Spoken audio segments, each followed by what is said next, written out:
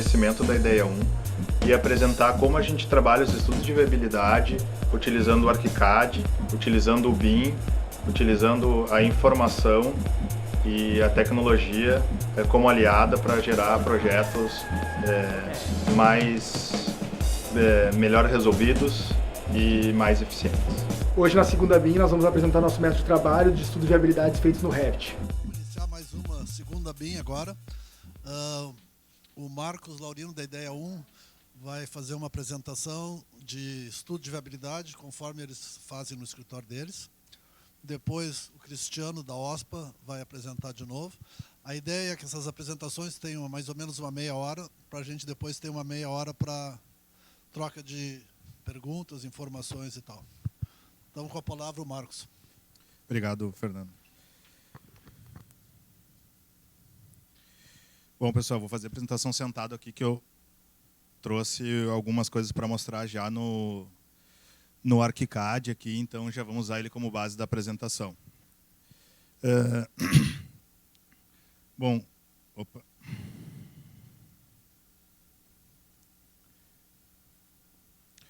O Fernando já me apresentou, mas vou me apresentar novamente. Então, eu sou um dos diretores, sócio fundador da Ideia 1, Arquitetura. Estaria comigo aqui a Christine Beck para apresentar. Ela teve um problema pessoal, aí eu vim representando ela. Além de ser um dos diretores da Ideia 1, eu também fui o responsável pela implantação do ArchiCAD em 2011 no escritório. Então, é um tema que eu domino bem. Então, alguns não devem ter me visto aqui ainda nos grupos, mas eu participava desse grupo há um tempo atrás e estou voltando agora. Aliás, me esqueci de dizer, tu é um fundador do grupo, né? A fundador do grupo. Mas eu também estou aqui representando um time, que é o time da Ideia 1, arquitetos, estagiários. Essa é a equipe que faz a mágica acontecer lá dentro.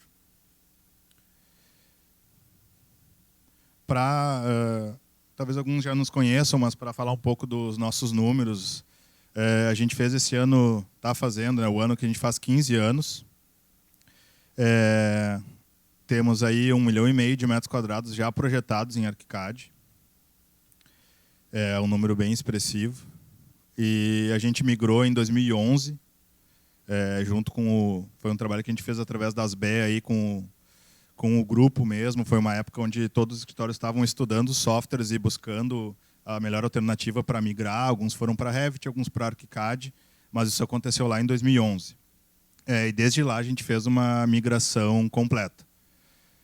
Então a gente passou a implementar, demorou acho que 1 ano e meio ali para passar todos os projetos, 1 ano, e depois dali nunca mais a gente voltou atrás. Então, hoje nós somos 11 arquitetos, 2 estagiários, uma auxiliar administrativa e um cara do render. Ali estão nossos contatos, se vocês quiserem. A ideia é falar hoje, né, sobre estudo de viabilidade, mostrando um pouco da ótica, falando em BIM, mas falando da ótica do ArchiCAD, que é a nossa visão. A intenção aqui não é... Não tem como a gente passar exatamente tudo como a gente faz, mas sim um pupurri das nossas crenças, do que a gente acredita, de como a gente faz e como o programa pode nos ajudar. Então, eu saio satisfeito se ao final desse evento vocês ficarem com um pouquinho mais de curiosidade sobre o assunto e sabendo um pouquinho mais do que é a capacidade, do que ele é capaz de fazer, do que o ArchiCAD é capaz de fazer e do que é possível fazer. Mas não vou conseguir me aprofundar em nenhum tema, por óbvio, pelo tempo e pela complexidade em si. Mas para falar de estudo de viabilidade, eu preciso falar um pouco também do que a gente acredita que é um estudo no escritório. Assim. Claro que esse é um estudo um pouco mais evoluído, mas para nós ele ainda é um estudo de viabilidade. Então, quando a gente fala de estudo de viabilidade, a nossa primeira crença é que ele deixa de ser uma planilha de Excel com números e passa a ser algo já mais projetual mesmo. Então, nós não estamos falando aqui só em números, nós estamos falando em intenções de projeto. E eu acho que é uma questão fundamental, quando a gente está falando de estudo de viabilidade em BIM, que é o que a gente vai discutir hoje, entender que cada vez mais os projetos estão se tornando complexos. E esse é um caso de um projeto que a gente fez para Brasília, era um concurso, fechado, a gente ganhou. O projeto é bem diferente do que ficou esse, mas esse era um projeto mais especulativo e ele é extremamente complexo, grande. Era uma quadra inteira de um empreendimento misto com lojas, comercial, residencial. E é impossível fazer um projeto desses ou sequer conseguir conceber se tu não tiver o software certo, né? E nesse sentido, o ArchiCAD nos ajudou bastante para que a gente conseguisse resolver o projeto mesmo na etapa de estudo de viabilidade. E a partir daí gerar toda a informação que a gente precisava. Então, mesmo aquelas imagens, elas saíram direto do ArchiCAD para o render, só para botar em 3D Max e fazer a arte final ali, mas toda a modelagem já saiu pronta. Então, inclusive esses esquemas que vocês estão vendo, ou esquemas mais volumétricos, cortes, em projetos mais complexos, se torna praticamente, ao meu ver, impossível fazer com um software tradicional. Tu perde muito no processo, né? E aí, só para mostrar mais alguns projetos que a gente tem feito e que tenho certeza que fazer isso do método tradicional não seria viável. Não só pela parte técnica, mas também pela parte de concepção inicial, de como fazer fechar uma conta de um estudo de viabilidade multiplicando o tipo vezes a altura se ele é em diagonal, né? É impossível fechar essa conta matemática, né? Então, aqui, um exemplo de outro projeto que surgiu a partir... se viabilizou em função da maneira como a gente trabalha, né? Para entender como, né, as coisas acontecem em corte, se essa altura vai ser o suficiente para eu contar como área e gerar as plantas em diferentes níveis conforme o prédio vai subindo, né? Mesmo num estudo de viabilidade, a gente já precisa ter isso bem definido. Ou questões mais complexas, onde a gente tem prédio e casas junto e mistura tudo. Ou complexos maiores multiuso, como esses, por exemplo, que são estudos lá do escritório.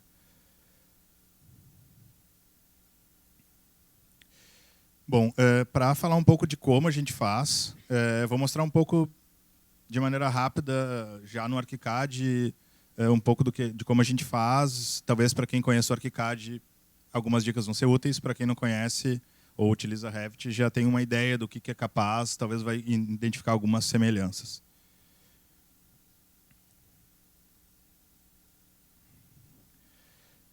Eu acho que uma questão básica de qualquer estudo, seja se tu começa ele à mão, no AutoCAD, no Revit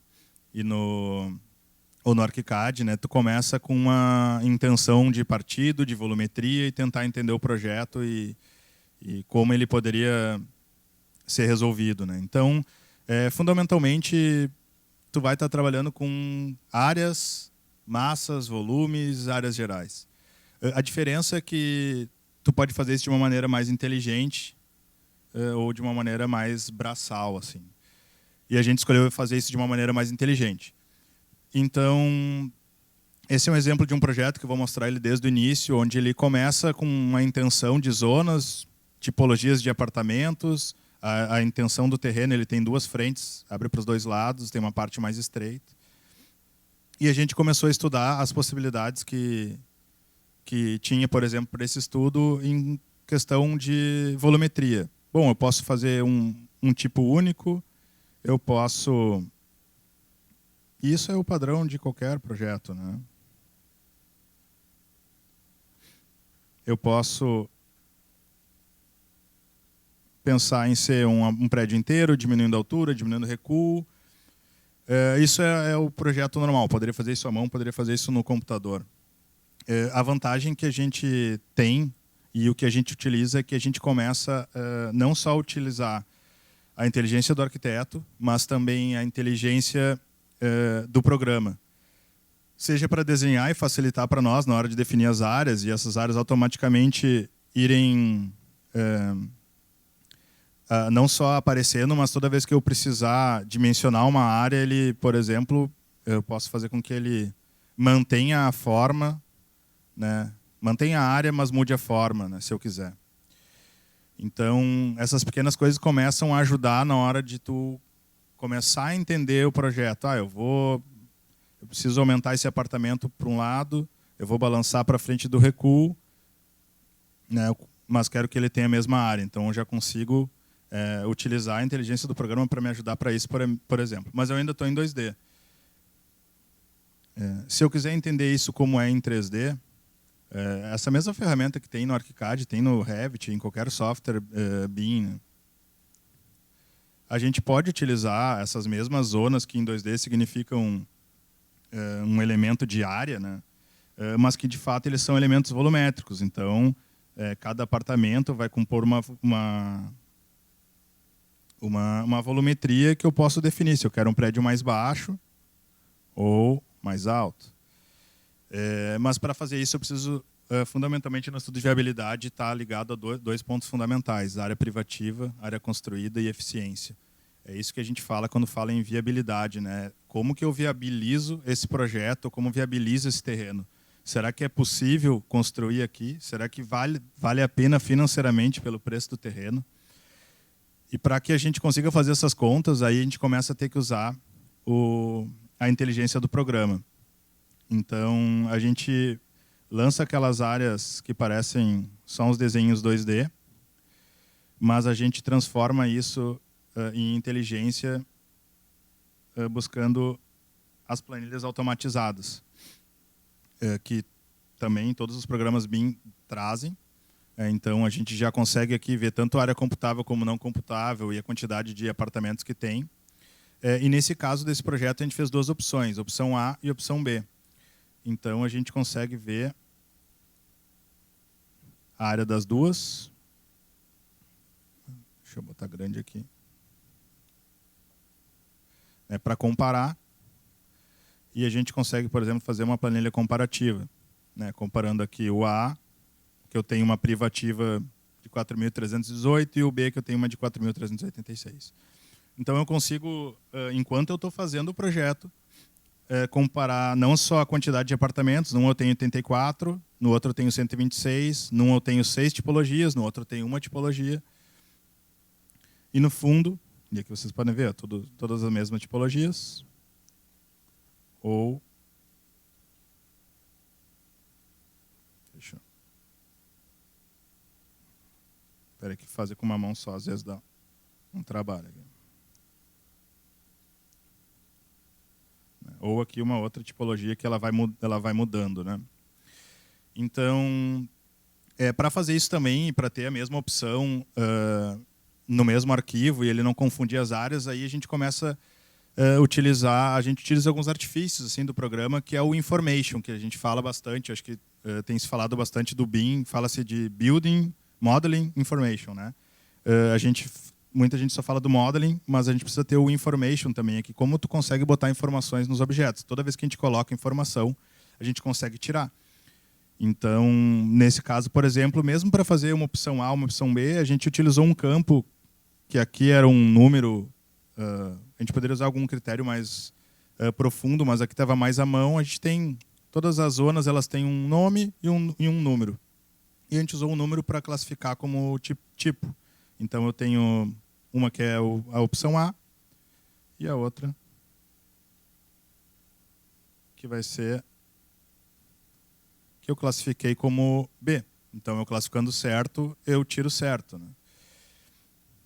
E consigo comparar as duas em áreas e volumetria para definir, bom, qual o caminho que eu vou seguir. Embora áreas parecidas, mas eu acredito que uma vai ficar melhor ou pior que a outra, e aí eu sigo, né?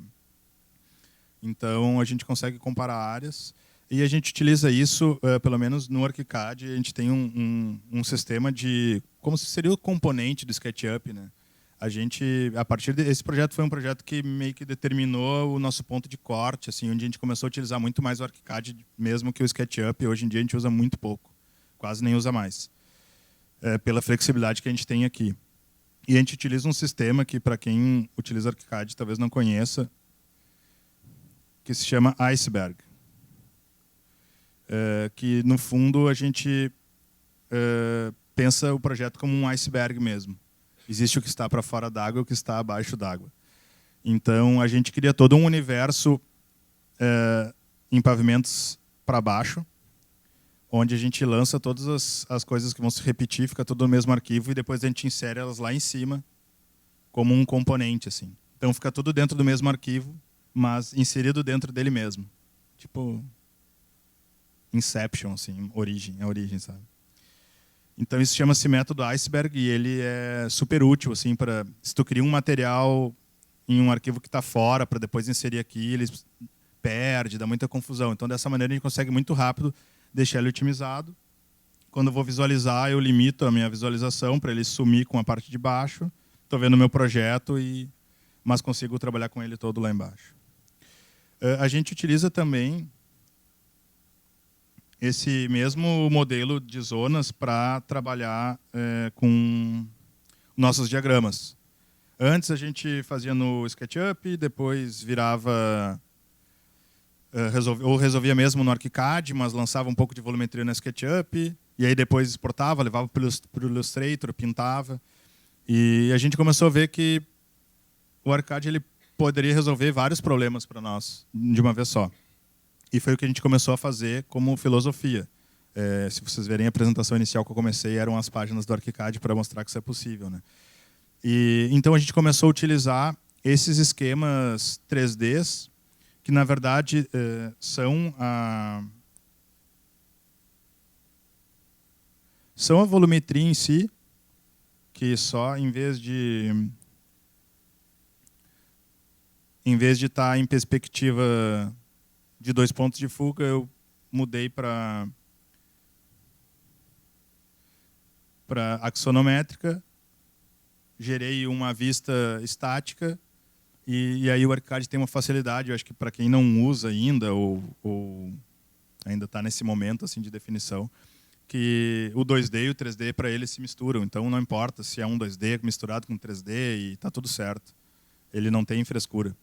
Então a gente consegue, em cima de um desenho de um 3D, que é um modelo que eu posso usar para modelar e para desenhar e para, por exemplo, meio SketchUp esticar o que eu quiser ou mover, enfim. Eu posso depois transformar isso num esquema onde eu posso desenhar em cima com linhas, botar texto. Deixa eu tentar aqui com...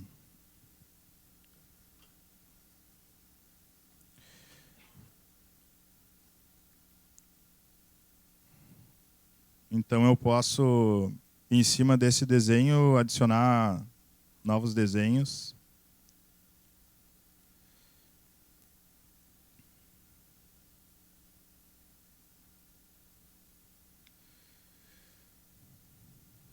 E compor um esquema onde eu misturo um elemento que é um objeto tridimensional com informação, que é um objeto que tem... que é tridimensional, tem um monte de informação, que tem todas as classificações, propriedades e IFC que a gente pode adicionar depois. Inclusive categoria de zona, como área computável aqui, por exemplo. Mas que ele está misturado com desenhos 2Ds, com setas 2Ds.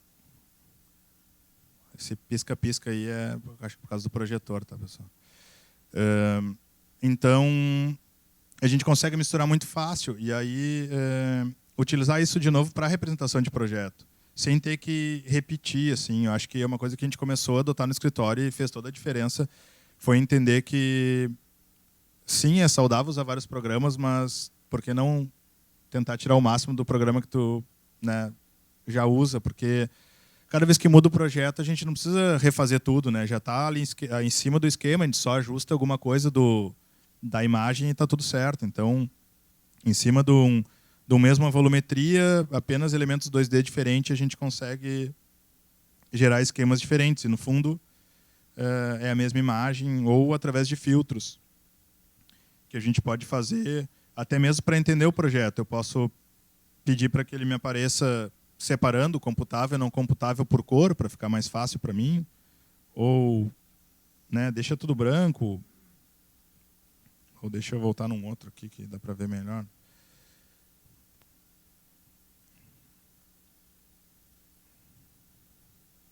Ou bota num modo, para mim, mais bonitinho, assim, para quando eu for fazer a planta esquemática, Mas quando eu preciso entender qual área é o que, eu consigo por cor definir.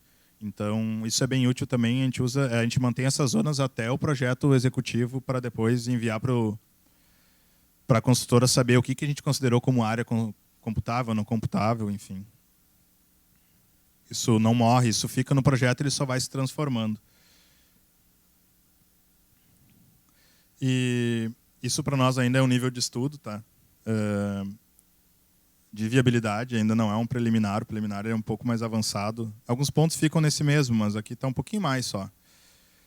Mas aí a gente começa, depois de fazer as zonas, a ir complementando elas. E aí o que a gente tem adotado e faz grande diferença é que a gente entendeu que dá o mesmo trabalho, evolui um pouquinho mais o projeto do que ficar só numas zonas. E a gente começou a utilizar esse mesmo estudo para transformar na saída já para fazer um render depois e toda a volumetria.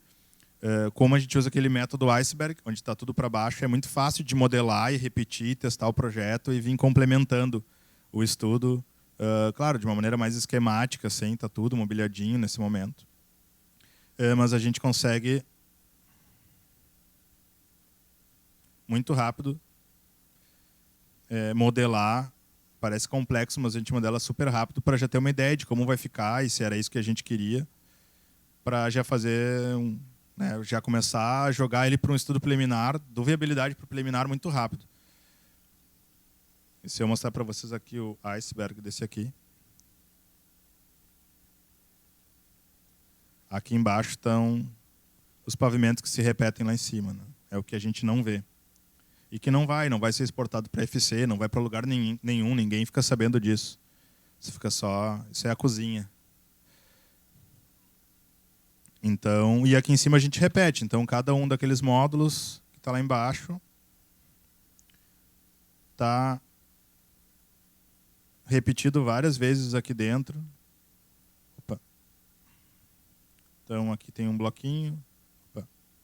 Bloquinho. Né? Cada bloquinho desse é um apartamentinho ali. Deixa eu dar só um... Vou tentar dar um inteiro aqui. Então esse é o módulo que repete lá, por exemplo, né? Ele está em branco, fundo branco aqui, deixa eu botar.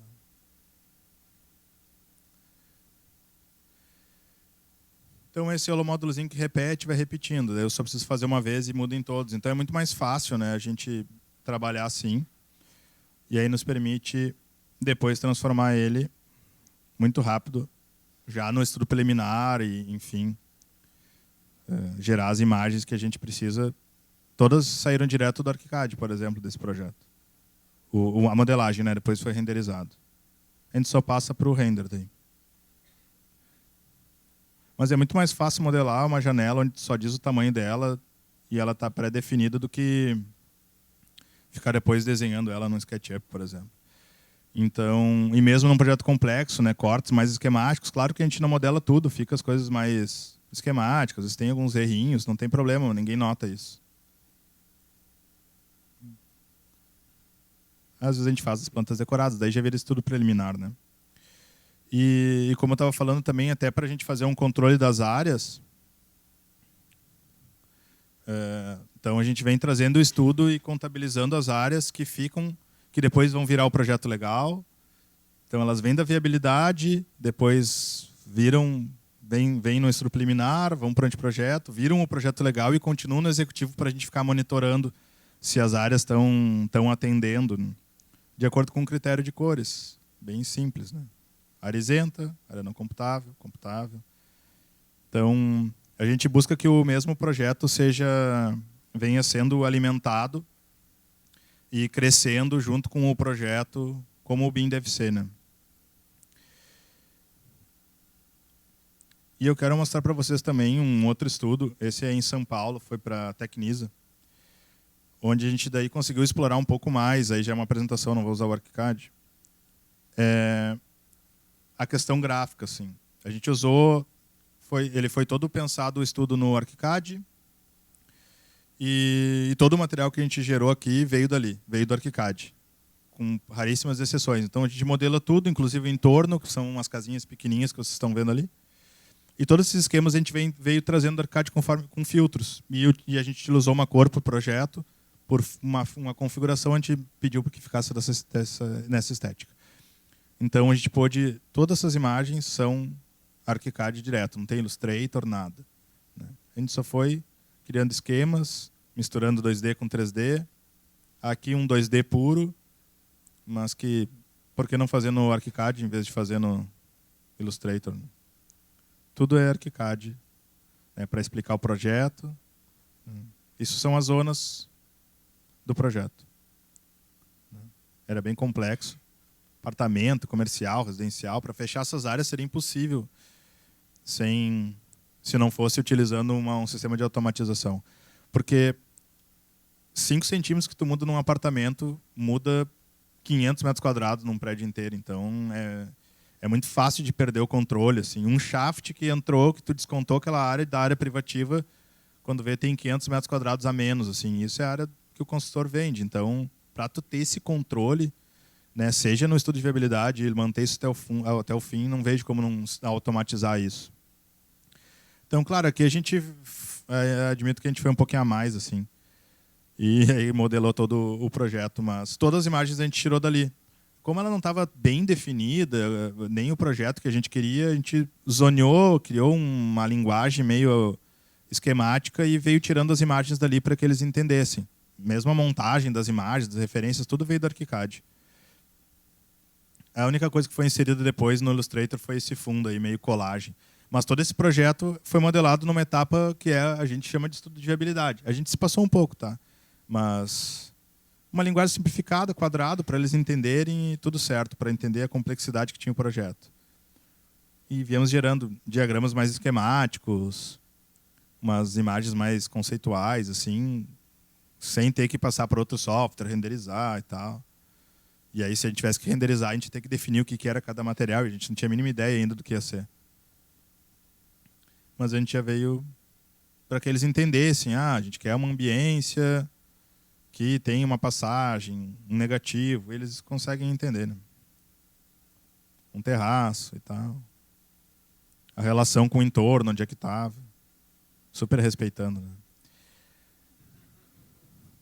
As plantas e alguns esquemas também, tudo em cima do ArchiCAD, usando sobreposição. Bota um quadrado por cima e está tudo certo. E aí vai explicando o projeto sem ter que montar num outro software, né? Não que eu seja contra outros softwares, a gente utiliza vários da Adobe. A gente, às vezes, num projeto, a gente vai no Illustrator, InDesign, Photoshop, 3D Max, SketchUp também, ArchiCAD. Mas quando dá para resolver num só, a gente resolve num só. Bom, e aí vai plantas, mas dá para gerar esse tipo de coisa também. Aqui ficou bem mais esquemático. Em alguns projetos a gente utiliza isso um pouco melhor, que é uma plantinha, né, um 3D cortado em altura, assim, para explicar o projeto. É algo que é muito fácil de fazer. Se tu modelar certo, botar os bloquinhos certo de mobiliário, é muito fácil de fazer depois. Então a gente vem construindo todo o projeto a gente construiu em cima disso. Plantas daí, corte, também modelando as lajes, a gente repete e tem, né? E a planilha de áreas, que é o que os caras querem no final, né? Então, o que a gente tem feito, assim, tentei ser de maneira bem objetiva, mostrar um pouco, assim, na verdade, tem a ver muito com o que a gente acredita. Um software ele tem que ser utilizado até o máximo que ele pode te dar, depois tu pula para o outro, né? Não dá para ter preguiça, assim. E hoje a gente vê que, independente se for, assim, a gente utiliza ArchiCAD, eu vou sempre falar bem do ArchiCAD, eu adoro esse software, mas independente de qual for, assim, eu não vejo como hoje conceber um projeto. Não precisa nem ser tão complexo como esse aí que eu estou mostrando, alguns maiores, mas mesmo um projeto menor. Não consigo ver como conceber ele sem ter algum tipo de automatização. No fundo, assim, para contar um pouco do histórico, o grande fator que fez a gente mudar, procurar o que é o BIM e precisamos automatizar as coisas foi uma vez que eu estava sentado contando as esquadrias de um projeto, dividindo porta por esquerda e direita. E, nossa, eu fiquei 2 horas fazendo e fiz 2 vezes e deu 2 números diferentes, assim. E eu falei, não dá, né? Não dá para fazer de forma manual. E eu vejo que ficar calculando na calculadora também não tem mais como. Hoje a gente gera uma planilha automática, até mesmo para a prefeitura, e linka esses números que gerou da automática de uma maneira que, como a prefeitura quer ver, ok? A gente faz outras somas, mas a origem é automática, né? Mudou alguma coisa, exporta de novo, está tudo certo. Então, desde o estudo de viabilidade até a etapa final, a gente tenta automatizar. Não automatizamos tudo. É óbvio, ninguém é perfeito. O BIM ainda, mesmo que a gente usa desde 2011, nossa, tem muita coisa para fazer. Mas onde a gente pode automatizar, a gente automatiza. Pessoal, era isso. Muito obrigado. Depois estou aberto a dúvidas aí. Valeu.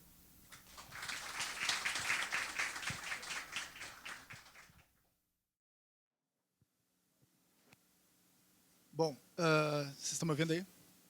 Então é o seguinte, meu nome é Cristiano, eu trabalho na OSPA há um bom tempo. Tá saindo? Tá saindo. Então, então, me apresentando, eu geralmente trabalho com os estudos, a parte de lançamento do escritório. Então, eu vou falar um pouco do nosso processo BIM, né? E, bom, quem sabe faz ao vivo, né? Eu não vou fazer. Então, eu vou... Então, nosso método de trabalho de estudo de viabilidade, ele mudou bastante. Eu vou passar um breve histórico. Em 2009, a gente fazia cortes no Corel, né? A gente fazia um corte esquemático, a planta no CAD, era aquela coisa muito, vamos dizer assim, embrionária. Em 2011, a gente passou a fazer diagramas no SketchUp para apresentar soluções, terrenos, implantação. Passar rapidinho aqui, em 2011, a gente fez um estudo, sei lá, Zona Sul, daí tinha 9 metros de altura, enfim, a gente foi trabalhando com as tipologias, a gente queria trabalhar com umas casas empilhadas, fazer uns terraços. E isso dá bastante trabalho, né? Fazendo CAD e passar no design. Na época, a gente colava os retângulos. Era um horror fazer esse negócio. A gente levava 3 dias para um diagrama, sabe? Para tentar explicar uma ideia. Bom, em 2013, a gente também começou a tentar trabalhar mais volumetria, mas ainda trabalhando SketchUp, 3D Studio, InDesign, fazendo toda aquela confusão de software, que eu também acho, concordo com o Marcos, que legal é a gente dar uma enxugada de software para tentar reduzir o trabalho, enfim. Então, nesse estudo aqui, a gente também trabalhou com diversas tipologias. Então, também foi um trabalhão, a gente ficou colorindo sketch, fazendo a planta e as áreas computáveis, era aquele mar de informação. Em 2015, a gente continuava no Sketch, mas já tinha alguma interação com o Revit, mas ainda tudo que a gente apresentava, ele estava no Sketch ainda, ou no InDesign, ou no CAD, ou no Revit. Ah, tá bom. Será que eu... falar no microfone? Então eu vou falar no microfone. Fica claro. Bom, então a gente fazia análise do projeto, enfim, o diagrama, a gente trabalhava com ele, enfim... A gente fazia um pouco de mix de programas ainda, mas embrionariamente no Revit, trabalhava muito mais em outros softwares. Então, aqui um diagrama de massas, áreas, enfim. E em 2017, a gente tinha um terreno grande na Nilo para trabalhar um estudo. E a gente precisava esgotar os índices, e, enfim, o TPC na quadra era super disponível, tinha sei lá quantos mil metros quadrados de TPC. E a gente começou a pensar, a trabalhar esse projeto em várias formas. E ali foi a primeira vez que a gente já estava trabalhando mais a fundo no Revit, a gente estava começando a trabalhar com as massas, etc. E eu acho que a gente não teria chegado no partido que a gente chegou se a gente trabalhasse somente com CAD e outras ferramentas aplicadas. Então, a gente começou a fazer uma simulação de massas através de planilhas, né? A gente pegava as massas, estudava as massas, dividia em pavimentos, né, em floor, e aí a gente ia trabalhando com planilhas para poder ir entendendo esse terreno que tinha muito índice para trabalhar. Então, a gente, sei lá, vamos pensar em torres. Aí tinha 5 torres ali, super densificando o terreno. Ficaria um partido ruim, ao meu ver. Depois, a gente trabalhou com... A gente tinha uma questão de uma demanda comercial, umas residenciais, para trás tinha uma praça, enfim. E aí, a gente começou a trabalhar com massas e aí a gente foi estudando, mas, claro, essa apresentação está toda mixada em softwares, não está 100% no Revit, a gente trabalhou as massas no Revit. Enfim, a gente foi trabalhando esse partido, tinha uma questão de base comercial, tinha uma praça, a gente queria conectar a praça com a Nilo, enfim, né? Aqui é a Nilo, aqui é o Anchieta, aqui é a Unicinos, aqui é o Paride, mais ou menos para localizar. E aí a gente começou a trabalhar com massas, e a gente começou a trabalhar assim, tipo, assim, de baixar aqui tantos pavimentos, orientando o norte, ventilando melhor esse partido, enfim. A gente percebeu que a gente conseguia ter mais manipulação da volumetria, ainda assim entendendo as áreas, e dessa forma a gente conseguia ter controle. A gente baixou aqui e perdeu tantos, então a gente tem que guardar um pouco a torre. O que isso gera num pavimento tipo? E a gente ia controlando isso através de áreas, de massas. Enfim, aí a gente chegou nesse escalonamento, a gente estava trabalhando com uma planilha de VGV, ROI, etc. Se a gente botar esses terraços, quanto isso aí vai amplificar o VGV do empreendimento? Como é que a gente vai conseguir vender um terraço desse tamanho? Daí a gente conseguia tomar decisões mais rápidas em função do produto, enfim. Aqui tem um vídeo que eu acho que não roda. Por favor, me passa. Cara, obrigado, cara. Eu te pago um café depois ali. Enfim, esse aqui é um videozinho mostrando um pouco desse trabalho, onde é que modifica as áreas, né? A gente engorda um pouco a torre, quanto que isso aqui gera em áreas, se a gente estruda, se... Então, basicamente, aqui a gente conseguia simular com alguma velocidade assim, as mudanças na forma, para entender o que isso impactava na área. Então, isso nos proporcionou a possibilidade de trabalhar com esses volumes e partidos um pouco diferenciados.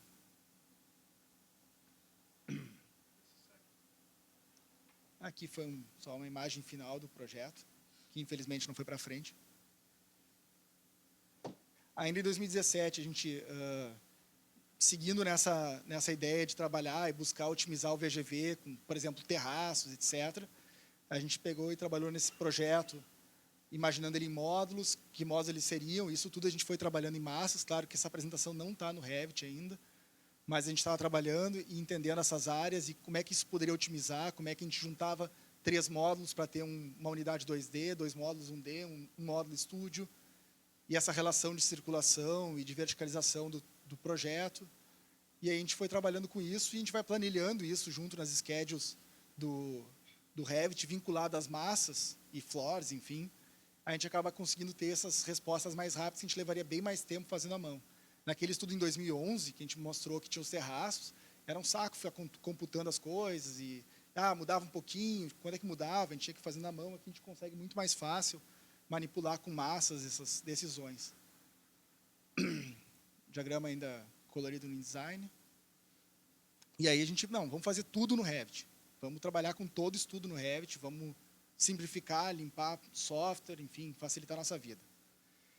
Só que o Revit ainda tem algumas coisas meio travadas, assim, né? As fontes ficam meio duras, enfim, algumas coisas que a gente ainda está trabalhando para qualificar. Mas é possível, sim, fazer todo um diagrama no Revit. Aqui foi embrionário, o primeiro diagrama que a gente estava fazendo todo no Revit. Trabalhando com escalonado, gerando terraços, na tentativa de qualificar a eficiência do empreendimento, aumentar o VGV do empreendimento, para justificar a forma, mas também justificar a potencialidade de venda do terreno. Então, aqui o diagrama todo gerado no Revit, enfim, né, as planilhas do próprio Revit na época, ali ainda bastante embrionárias, enfim. Como é que a gente separava os tipos, tinha diversas unidades diferentes, aqui ficou meio cortado, mas a gente tinha diversas unidades diferentes, buscando as próprias schedules do Revit. A gente ia trabalhando nas sheets, montando essas planilhas e linkando todos esses objetos. A gente acabou adquirindo o V-Ray para Revit, e aí o primeiro render que a gente fez direto do Revit mesmo, trabalhando com texturas no Revit, não foi assim, maravilha, mas era uma maneira de repente sintetizar isso aqui é um estudo de massas, a gente não tem planta ainda, é só a volumetria. A gente colocou umas esquadrias, se não me engano, as aves também, tudo a gente acabou colocando, acho que só esse cara aqui não, né? Esse cara não, né? Bom, enfim, a gente estava tentando ainda. Então, a gente está tentando simplificar o nosso trabalho num software só. Acho que isso não facilita no sentido preguiçoso, mas um pouco também, claro. Mas, assim, para a gente ter mais domínio da ferramenta e buscar extrair o melhor delas dela no resultado final. Tá? E agora, em 2019, a gente tem evoluído bastante nos diagramas que saem do próprio Revit. A gente está trabalhando com empreendimentos também, com as massas a gente consegue trabalhar as áreas, telhados, enfim, rooftops, etc. A gente consegue trabalhar direto no Revit. Grande parte desse diagrama está todo no Revit. E essas axonométricas também a gente está gerando via Revit direto, com texturas, enfim. Acho que as pessoinhas, as árvores não vieram do Revit nesse caso aqui, só para dar uma enfeitada, mas já poderia ter alguma coisa ainda. Ainda também os estudos em São Paulo, que tem esses usos mistos, né, de organizar essas... Então, lá eles têm a questão a gente separando por usos e por tipo de tipologias, enfim, trabalhando com as áreas, etc. Também trabalhamos direto no Revit, essas volumetrias, a insolação, enfim, norte, etc., essas coisas ali. A gente, de vez em quando, a gente ainda trabalha com algumas coisas, essas linhas não foram do Revit, mas a gente trabalhou esses planos para reforçar, enfim, no diagrama. Foi um estudo bem rápido que a gente acabou trabalhando, não evoluímos muito no Revit ali. E agora discutir algumas ferramentas que a gente usa para chegar vamos dizer assim, nesse material que eu apresentei anteriormente. Primeiro, a gente trabalha com a topografia, né? Enfim, a gente acaba trabalhando com a topografia, a gente acaba trazendo muitas vezes do CAD, que é onde a gente tem o levantamento ou aero da prefeitura. A gente acaba, claro, estudando algumas coisas aqui na mão, claro, ainda. Gostaria de automatizar bastante isso. É um trabalho que a gente tem já tentado fazer, essa automatização de trabalho braçal mesmo. Tudo que é braçal toma tempo, não serve para nada, mas, claro, ajuda a discutir em torno, relação do projeto, etc.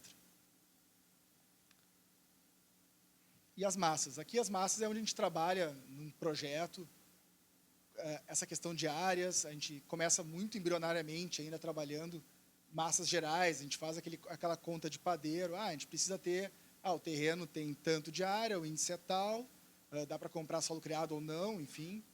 A gente tem essas condicionantes, a gente faz essa primeira conta de padeiro e a gente aplica ela na volumetria do terreno.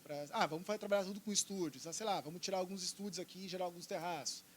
Vamos ver o que acontece se a gente corta esses terraços aqui. Isso aqui acaba, a gente não tem condições, sei lá, de fazer terraço, então preenche tudo. E aí a gente vai trabalhando e testando essas formas de uma maneira bem rápida para ver o que faz sentido, né? Essas decisões têm que fazer sentido matematicamente. E ainda no Revit a gente consegue setorizar, vamos dizer, colorir, né? Conforme a área dele, a gente consegue trabalhar essas informações para, isso aqui são as tipologias, onde é que os apartamentos se repetem, onde é que não, a área se repete, enfim. E aí nisso a gente acaba trabalhando e chegando a alguma conclusão, né?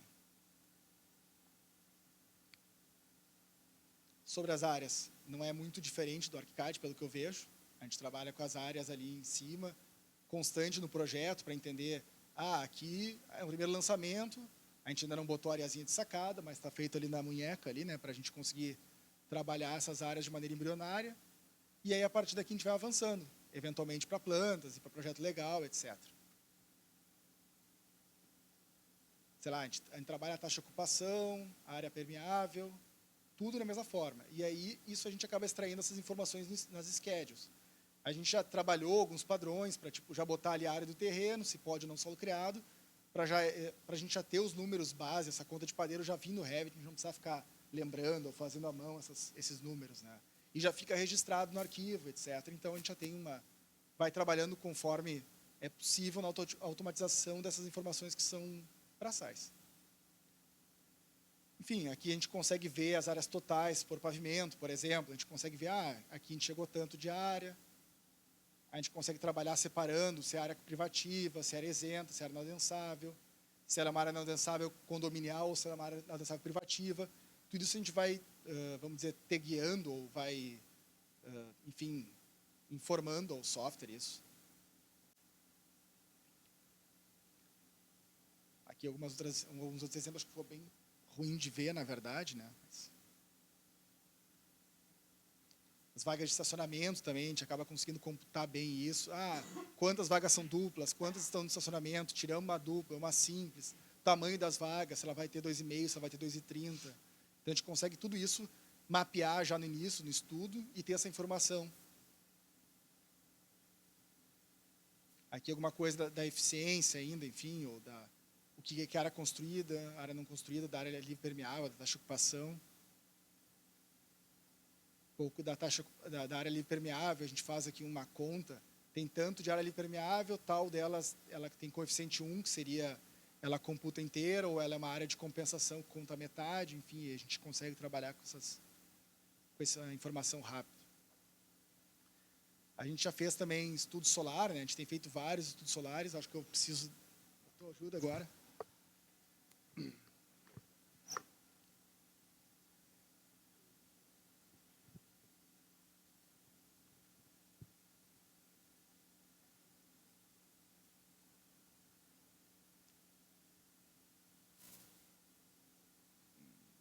Algo ocorreu.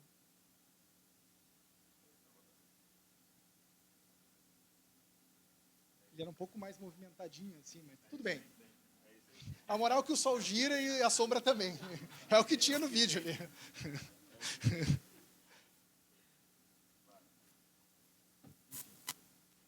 Funcionou perfeito esse? Então vai lá.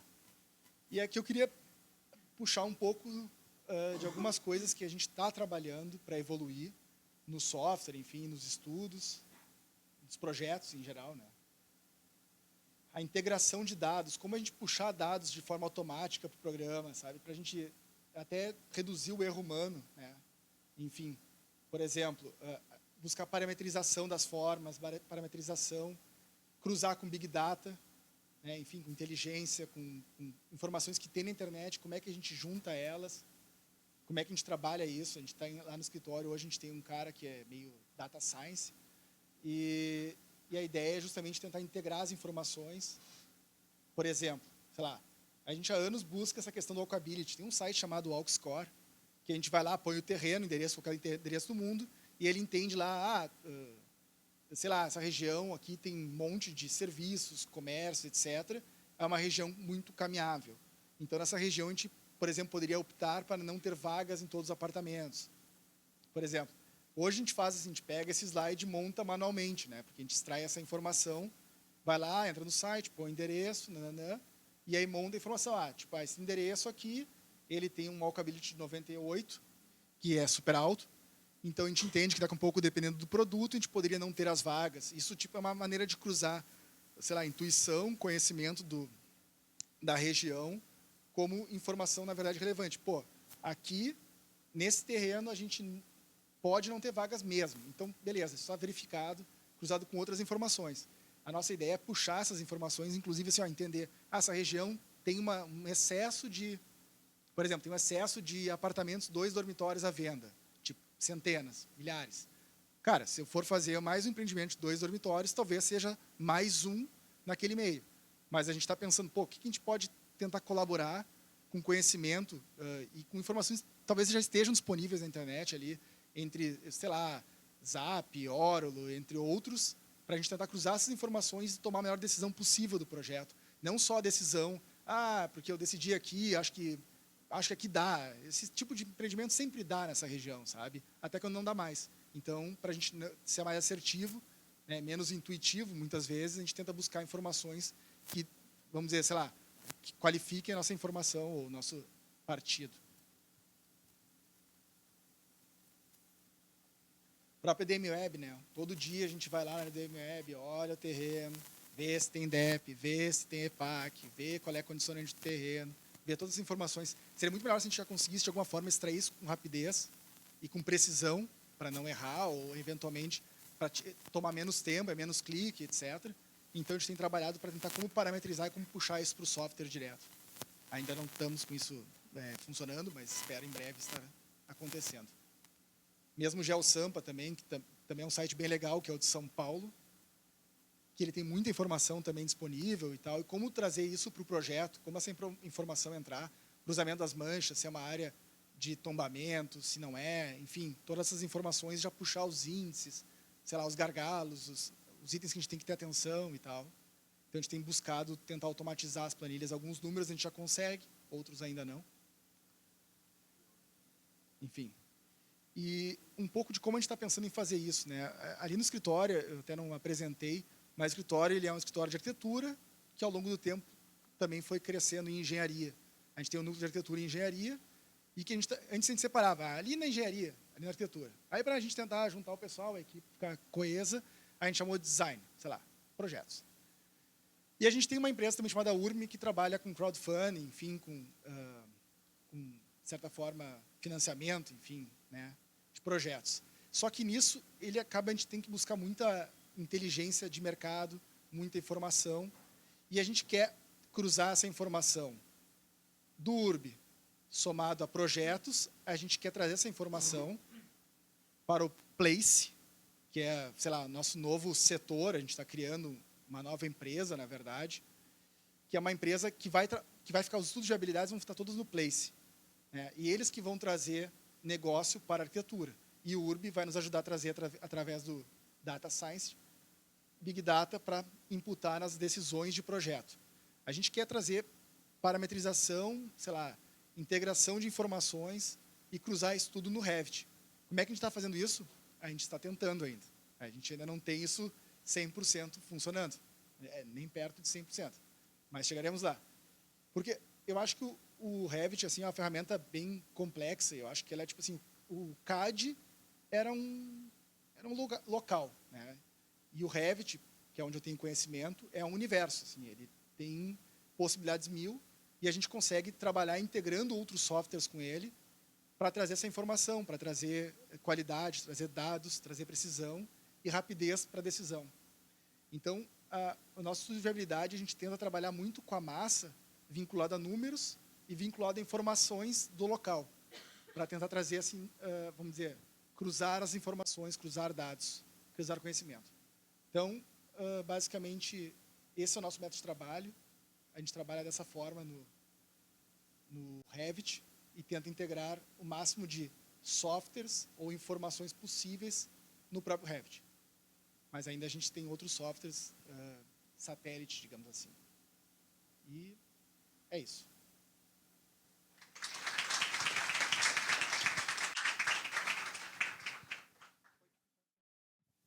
Vamos começar então um pouquinho. Eu acompanho um pouquinho de longe, só para apresentar, meu nome é Magnus, eu acompanho um pouquinho de longe essa parte de elaboração, concepção do projeto, só que a gente ouve muito que quando você trabalha com BIM, isso engessa um pouco a criação. Não sei se isso é um aspecto que vocês já se depararam com isso, se isso é uma verdade ou não, e também como é que a parametrização, foi uma palavra que vocês usaram bastante, como é que isso aí implica durante a criatividade do projeto, durante isso a parametrização acaba auxiliando vocês na criatividade, da elaboração do conceito do projeto, ou ela acaba, como eu posso dizer assim, bloqueando ou tomando espaço da criatividade? No momento que eu vejo vídeos da Autodesk ou coisa assim, com inteligência artificial, elaborando formas geométricas malucas e volumes de prédios inimagináveis, que pegariam um espaço do cara que concebe o projeto, se é que me entende. Está querendo dizer que a máquina substitui o homem? Exato. Vocês acreditam nesse tipo de coisa? Eu quero dizer que o nosso sonho é transformar tudo num botão. Tá? Sim. Eu acho que está muito longe disso, ou nem tanto, mas a gente tem a ideia de simplificar ao máximo, pelo menos, as decisões ou o trabalho braçal. E deixar para a gente ter, de repente, manter a nossa criação no que for realmente necessário. Que não for nada do que a máquina pode fazer. Tipo assim, gerar um entorno, braçal, sei lá, puxar as informações do GeoSampa, ali do DMWeb, é braçal. Tem várias coisas que são braçais, a gente queria imputar código de obras, plano diretor. Claro, o plano diretor não é fácil, não vai ser muito fácil imputar tudo isso numa automatização para ver qual é a melhor forma, qual é a melhor otimização de laje, enfim. Isso tudo gera muito trabalho braçal, muitas vezes, porque assim, a gente sabe como fazer, mas tipo, tem que testar. Então, eu não acho que engesse. Tanto é que a gente começou a fazer formas bem mais tortas, que a gente fazia antes. Antes a gente era bem purista ali na regra. Viu que escalonar dá mais VGV? Então vamos escalonar tudo aí. Vamos fazer agora, vamos testar. E é isso a gente vai trabalhando. Eu acho que não engessa, não. Eu acho que engessa mesmo era quando a gente não conseguia mexer no software. Assim. Isso engessava. A minha visão é que são momentos diferentes. Eu acho que num primeiro momento, e acho que todo mundo passa por esse momento, ele engessa. Quem começa usando acha que é pior. Eu perco a liberdade, assim como riscar a mão e ir para o computador. Né? Mas depois, tu começa, quando dominar, tu começa a entender que ele te ajuda, como o Cristiano falou, e acho que o que a gente mostrou aqui, nossos projetos também se tornaram muito mais complexos. Assim. Hoje em dia a gente até brinca lá no escritório, que bom, consegui ter 2 tipos nesse projeto, que legal, sabe? Porque começa a ser tão fácil mudar e tu mudar com controle que fica mais complexo. Então, no final, liberou nossa criatividade, pelo menos assim eu acredito, porque eu não preciso mais ficar contando porta, agora eu posso pensar em projetar. Mas, com relação à parametrização assim, e questões mais avançadas, assim, eu ainda sou meio cético com certas coisas. Assim, eu acho que vão acontecer daqui a muito tempo. Disseram que em 2000 os carros iam estar voando, né? Não deu ainda, né? 20 anos se passou e não estão voando.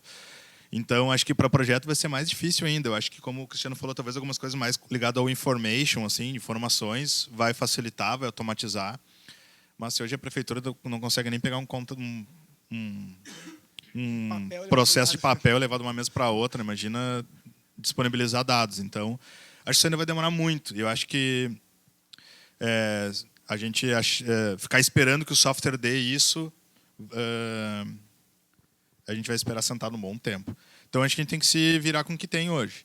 A gente estudou algumas coisas de parametrização para fazer alguns painéis, Grasshopper e tal.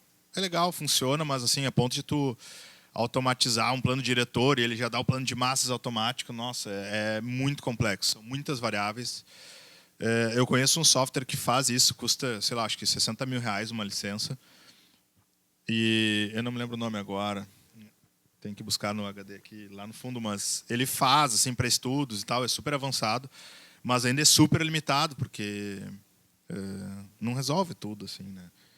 Então, acho que talvez a gente vai chegar num ponto com um pouco mais de informação de ele dar os bonecos possíveis iniciais e tu, a partir dali, vai transformando. Assim. Como hoje o Cristiano estava falando, faz a conta de padeiro, tantos pavimentos, eu subi, dá 10 pavimentos de 500 metros quadrados. Tá, se eu tirar um pouco de cada pavimento, vai ter que virar 11 ou 12. A gente já faz essa conta, não é difícil de um software fazer. Né?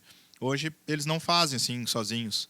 Com automação fazem, mas eu não acho que vai tirar espaço nem nada. Acho que, pelo contrário, liberou a criatividade. Hoje em dia é muito mais fácil projetar, ao meu ver.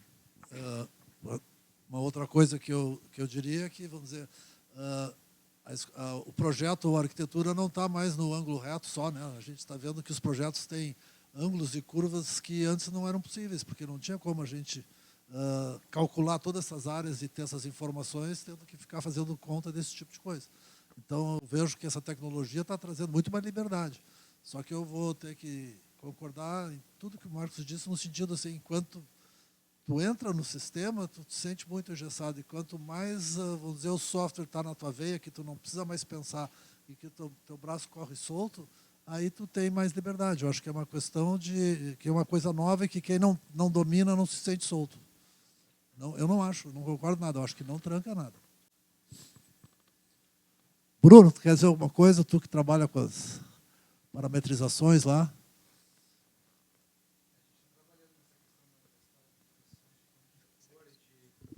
E de código de obras também. O Revit tem alguns softwares que... Pode me ajudar aqui nos nomes, que eu não sei os nomes. Mas que faz essas simulações de volumetrias que tu gera numa noite, sei lá, 10 mil opções de pavimentos, que tu pode até gerar, dizer como é que são as tipologias, as áreas, e ele já monta um pavimento. É uma coisa bem interessante, tem vários vídeos bacanas, a gente não chegou nem a testar esse tipo de coisa ainda. Mas é legal a gente saber que essas coisas existem, né, que estão aí para nos ajudar. Eu acredito que a parte das automações, a gente fez na questão dos trabalhos braçais lá da Hype, né, a questão de áreas molhadas, esse tipo de coisa, que é um trabalho bem braçal na parte do Revit. No ArchiCAD eu não sei bem como é que é, mas criação de vistas, esse tipo de coisa. É uma parte importante que a gente trabalha, que a gente acredita que ainda vai demorar, como todo mundo falou, mas que eu acho que é o norte que a gente está querendo seguir. E na questão dos estudos, assim, essa questão da informação, de não ter tanto erro, né, da gente não ter que ficar recalculando as coisas. Eu acho que isso é o principal, né? Tu faz uma área plana e tu vai alterando os pavimentos e a planilha automaticamente já vai se moldando conforme tu está trabalhando ali. Eu acho que não tem mais volta e nem quero me lembrar como é que era antes disso.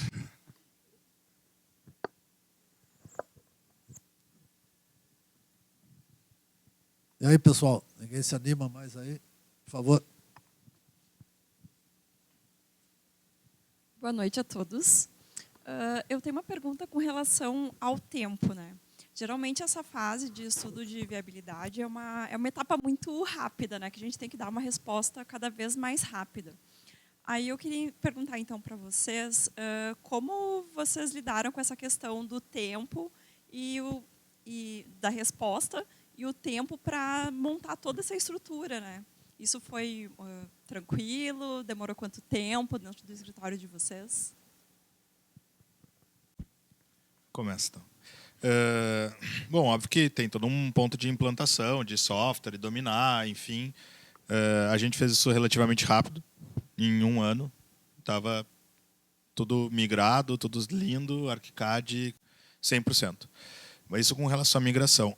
Mas mesmo depois de migrar, e até tu dominar mesmo e saber o que tu está fazendo, demora um tempo.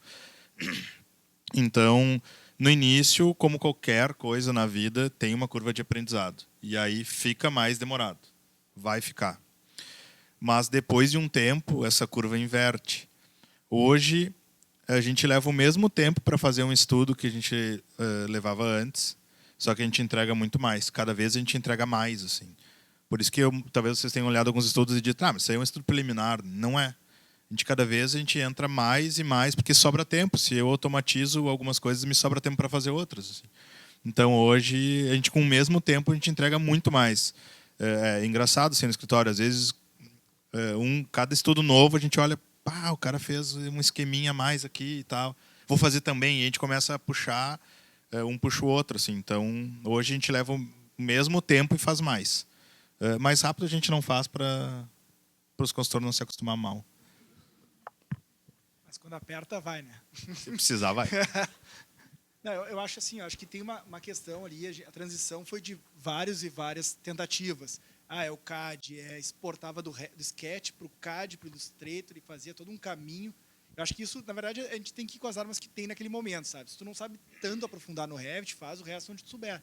E aí, aos poucos, vai pegando. Isso aqui eu podia ter feito no Revit. Isso aqui eu podia ter feito no Revit. Quando tu vê, faz tudo no Revit. Isso não ficou tão legal no Revit, a gente faz em outro lugar. Daí.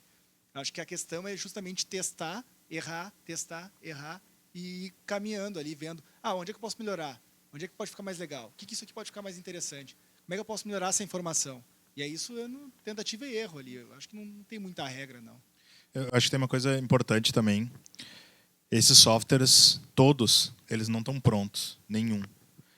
Então, a cada ano, cada nova versão, eles melhoram muito. Então, antes ficava meio ruim, aí na outra versão, solucionaram, agora ficou bom. Então, então é natural, assim, no início talvez a gente não fizesse algumas coisas porque ou era muito pesado gerar um 3D, um esquema com corte em 3D, às vezes era meio pesado, tu não gera. Cada vez está mais rápido, está mais fácil, então o software vai evoluindo, vai melhorando, e aí tu consegue explorar mais, assim. O ArchiCAD tem um render interno que é super bom. A gente não usa porque, sei lá, nem sei porquê. Mas já usei para testar e fica bom. Assim. Então, talvez daqui um dia a gente vai estar usando. A gente ainda não usa. Mas é que eles vão melhorando, o software melhora muito. Assim. Cada versão é incrível assim, o salto que dá. Não tem fim. Assim. E hardware também, né? Porque a gente já bateu no teto de hardware várias vezes. Assim. Tanto de software de hardware. Assim. Chega num limite de projeto que não vai. Não adianta.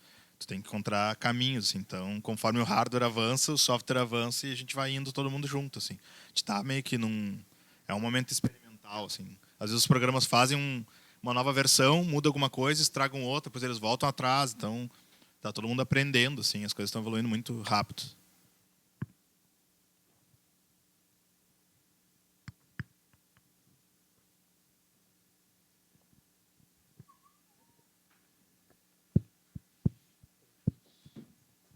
Boa noite. Você está ouvindo? Na verdade, eu gostaria de perguntar sobre o workflow de ambas as empresas, como é que funciona a organização interna de todo esse processo com relação ao pessoal. Quem cria, como é que distribui as tarefas internas, aplicando o BIM e a função de todo mundo trabalhando no mesmo arquivo. Como é que é o dia a dia de vocês? Vai lá. Pode começar. Bom, não sei se eu vou saber te responder certo isso, mas se é o que tu queria ouvir, na verdade. Mas, assim, como é que a gente faz? A gente splitou um pouco o pessoal que trabalha com os estudos do desenvolvimento dos projetos. Tá? Isso para conseguir dar uma resposta rápida, muitas vezes, ali, né? Tipo, sei lá, ano passado a gente recebeu 20 terrenos em novembro, sabe? Foi um Deus nos acuda para conseguir analisar todos os terrenos. E ali no desenvolvimento dos projetos, depois que ele entra, muitas vezes a gente fez o estudo não tinha ainda topográfico. Daí a gente acaba começando do zero aquele arquivo, justamente para agora ter o topográfico, porque a gente muitas vezes pega o terreno ali do aero da prefeitura, né, para fazer o modelo inicial de curva de nível, etc. Bom, aí uma vez entrou no processo de trabalho, ali a gente vai desenvolver o projeto, e aí dependendo da escala do projeto, enfim, se tem ou não complementares, porque muitas vezes a gente já começa a trabalhar junto com a engenharia, e geralmente aquele Deus nos acuda, começa a trabalhar 4 pessoas no arquivo, é aquela sincronizada, tem que sincronizar, sincroniza aí, libera, avista, não sei o quê. Mas, na verdade, a gente vai se acomodando ali, eu acho que é tranquilo, assim, funciona bem, assim, no geral. Poderia ser melhor, mas funciona bem. Mas vocês têm, tipo, um gerente de projeto, arquitetos que se reportam a esse tá. gerente? Sim, como é que funciona a a gente organização? tem uma estrutura nesse sentido. A gente, antes, basicamente, todo mundo era meio tudo, assim, o cara era projetista, era coordenador, era especialista, era manager, sei lá, falava com o cliente, enfim. Com o tempo, a gente acabou splitando isso. Então, na verdade, a gente criou uma estrutura onde a gente tem estudo de viabilidades, que a gente chama de novos negócios ali, o pessoal dos novos negócios, né, eu, no caso, e aí também a gente criou uma estrutura onde tem o projetista, tem os coordenadores que trabalham junto com compatibilização dos projetos, né, verificando normas e toda aquela coisa legal, assim, normas e coisas.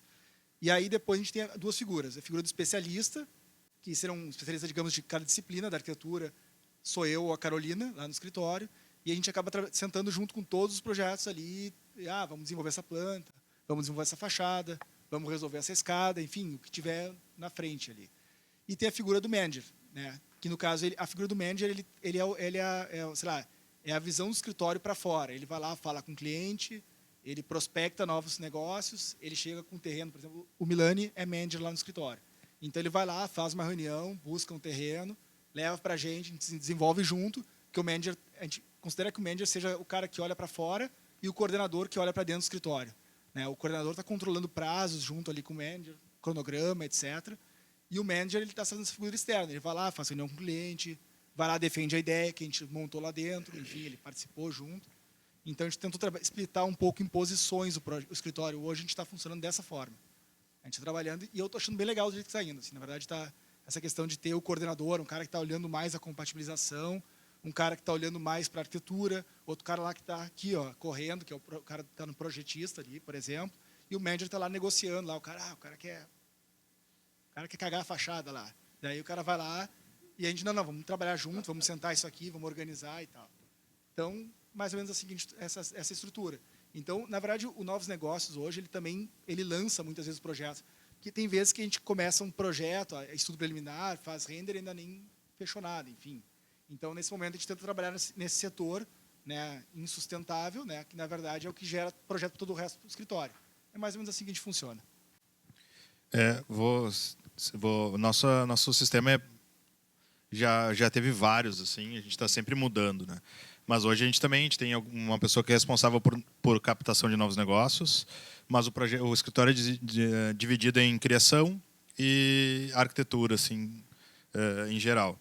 Então, o projeto ele entra para a criação, a gente tem uma equipe que geralmente fica um coordenador para o projeto. Quem vai ser o coordenador depois no desenvolvimento do projeto já cola nessa pessoa. É o que a gente tem tentado fazer. Então, quem vai depois desenvolver porque um estudo demora 1 mês e um projeto demora 1 ano e meio. Então, já colam essas 2 pessoas, o projeto passa da criação para desenvolvimento. E a gente tem coordenadores de projeto que fazem também o atendimento junto ao cliente. A gente não separa atendimento e coordenação de projeto. Quem coordena, atende. E aí tem arquitetos que são mais júnior, assim, tal, que dão suporte, mas os coordenadores fazem atendimento e toda a relação complementares. E com relação ao workflow, acho que falando também, já que a gente está falando de BIM, software, a gente teve um tempo atrás que a gente fazia, os projetos eram lançados no início de uma maneira mais expedita e mais porca mesmo. A Zar mostrou, ficou bonitinho ali. E depois dava um puta de um trabalho pegar esse projeto e ir arrumando ele. Às vezes tem que zerar ele, porque ficou muito zoado, assim, tem cota quebrada, sei lá, essas coisas assim. A gente começou a mudar um pouco isso nos últimos tempos, assim, já pensando num conceito bem de como deve ser, né, de LOD, nível de desenvolvimento. Então, o mesmo projeto, ele tem que nascer e morrer no mesmo arquivo, só que óbvio que eu não vou, num estudo preliminar, pensar no reboco, se é 2,5, 1,5, o que for, né? Mas aquela parede ela tem que poder ser transformada nisso depois. Então a gente aumentou a responsabilidade da criação de, cara, tu tem que lançar já pensando mais certo. Não é parede de 25, não existe parede de 25. Tu já vai lançar ela com 23, tá? Se ela virar 22, 21, tudo bem. Não existe parede de 25. Então a gente já começou a fazer as coisas nascerem mais certo. Tem funcionado. Os projetos a gente não perde assim de ter que redesenhar, recalcular e ver e tal. Então a gente o mesmo projeto ele passa de arquivo. O momento que a gente está agora é criar alguns protocolos assim de checagem para que quem vai receber possa aceitar aquele projeto. Porque se não tiver ok vai dizer, cara, eu não vou aceitar. Arruma e me entrega arrumado. Então, para dividir a responsabilidade. Mas a gente mudou isso. Antes não era assim e dava muito trabalho. E aí tu volta aquele trabalho burro de lançar 2 vezes a mesma coisa. Então a gente está tentando trazer mais certo.